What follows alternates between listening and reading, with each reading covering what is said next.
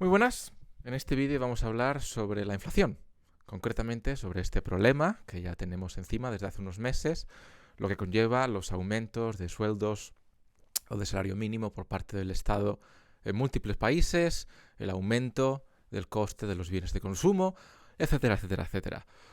No es por echarme flores, porque no es ninguna buena noticia, pero llevo diciendo esto desde mitad de la crisis en el año 2020 en mi canal de YouTube. La superinflación. Hice un vídeo específicamente hablando sobre ello y lo comenté en múltiples vídeos posteriores, porque era más o menos obvio. Tenemos un problema en el cual la gente no puede trabajar con total libertad o no la dejan trabajar con total libertad, me da igual, pero la cuestión es que la producción no es la misma. Y si hablamos de recursos intelectuales, pues el problema no es tanto. Pero cuando hablamos de recursos materiales, de recursos que van a tener un impacto real sobre los bienes y servicios que la gente pueda adquirir en un futuro, pues lógicamente eso va a generar una inflación de esos bienes porque hay menos oferta. Y eso es lo que estamos viviendo ahora. Por lo tanto, la gente tiene miedo a esta inflación y tiene miedo por un motivo muy simple. El motivo es el siguiente. Yo, como gobierno, te subo el sueldo a ti, el ciudadano, para que puedas pagar los bienes y servicios que tienes que adquirir en tu día a día. Sin embargo, al hacer eso, si yo soy una empresa o mediana empresa, si yo soy pequeña o mediana, eso va a repercutir en unos cortes adicionales para mi empresa.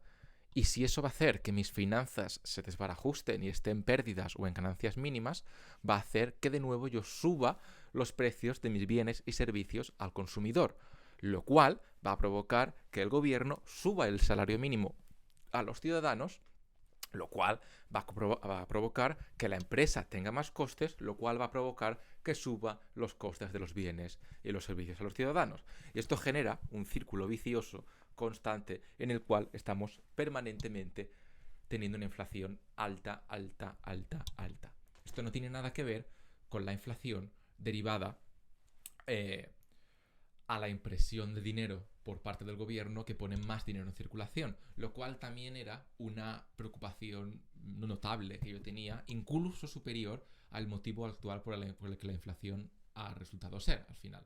Por lo tanto, no estoy yo aquí diciendo que yo sea el gurú del mundo. Como ya sabéis, yo siempre digo que es muy difícil predecir lo que pasará en el mercado, y yo de hecho pensaba que iba a haber inflación más probablemente por la impresión de dinero que por la falta de suministro de bienes y servicios.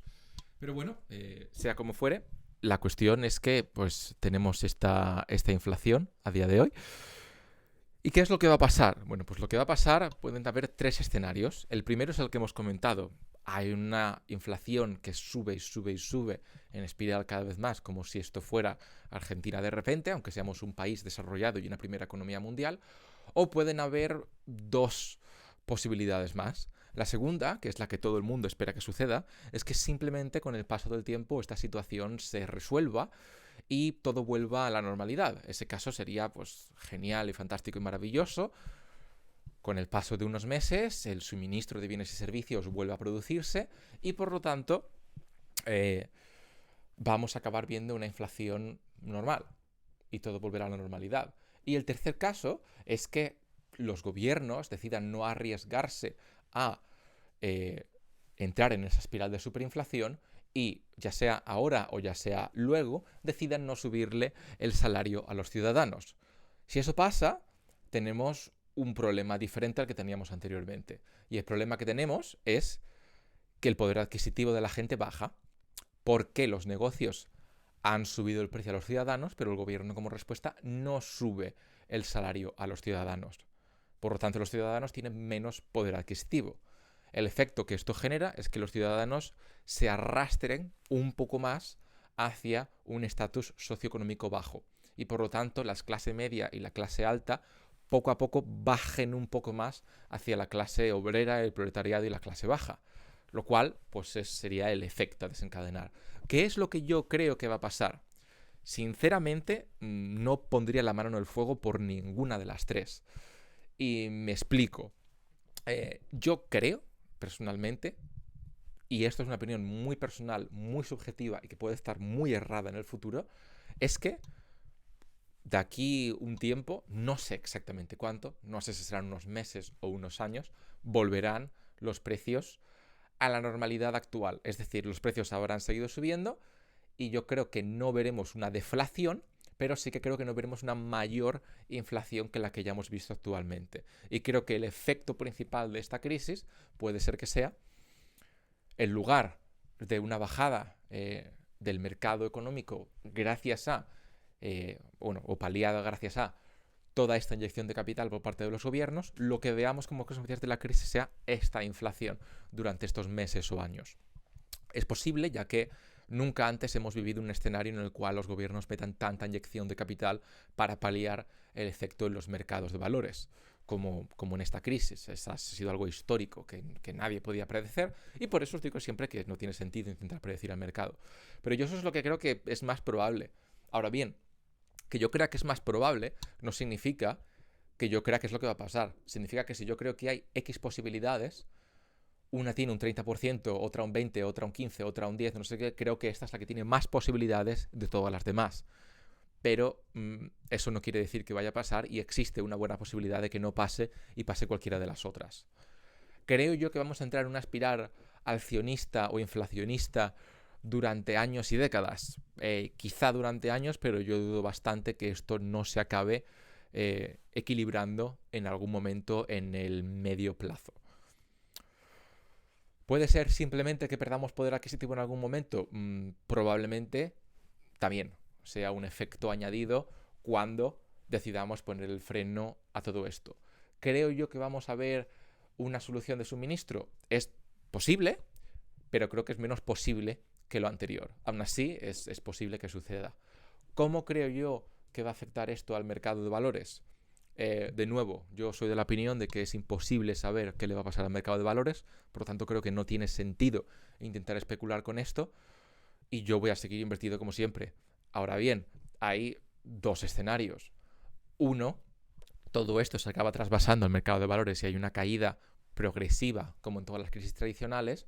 O dos, no la hay, porque tendría que haber pasado ya el año pasado, sinceramente, pero con toda la inyección de los gobiernos vivimos un momento histórico en el que pues nunca la reacción a una crisis había sido esta, y el mercado de valores simplemente tiene ahora este nuevo estándar y sigue subiendo como lo ha hecho de forma histórica, pero con este nuevo estándar, ¿no? Con esta nueva milestone de precio, con este nuevo suelo de precio, por así decirlo, y sigue hacia arriba, pero con una inflación significativa.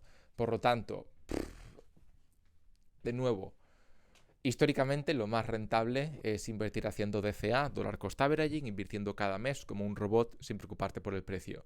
Yo ya os he demostrado, mejor que nadie, con mi ejemplo, que yo he dejado de ganar dinero por no hacerlo, ¿vale?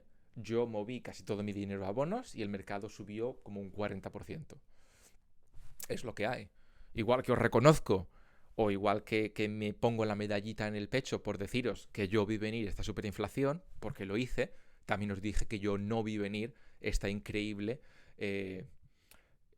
paliación de la crisis económica por parte de los gobiernos con el consecuente incremento de precio en los mercados de valores. Por lo tanto, yo sigo invertido, yo sigo en positivo y sigo ganando rentabilidad, pero mi rentabilidad es menor de la que algunos de vosotros que habéis permanecido en 80% acciones tenéis. Y eso es así. Entonces, ¿qué es lo que creo que hay que hacer?